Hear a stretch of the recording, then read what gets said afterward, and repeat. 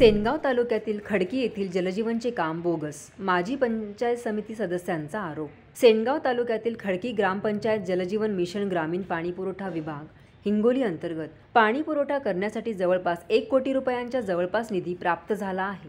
परंतु सदरील निधीमध्ये मोठ्या प्रमाणात अपहार होत असल्याची बाब पंचायत समिती सदस्य खुशालराव हराळ यांनी उघडकीस आणली आहे। त्यामध्ये इस्टिमेट प्रमाणे पाईपलाईन खोदल्या गेली नाही, तसेच जिल्हा कुंभाचे काम सुद्धा इस्टिमेट प्रमाणे झाले नाही, तसेच अन्य साहित्य सामग्री सुद्धा इस्टिमेट प्रमाणे वापरण्यात आली नसल्याबद्दल माजी पंचायत समिती सदस्य खुशालराव यांनी कार्यकारी अभियंता ग्रामीण पाणी पुरवठा हिंगोली जिल्हा परिषदला निवेदन दिले आहे। संबंधित निवेदनाची सखोल चौकशी करून संबंधित कॉन्ट्रॅक्टर पदावर कायदेशीर कार्यवाही करावी अशी मागणी ग्रामस्थांनी केलेली आहे।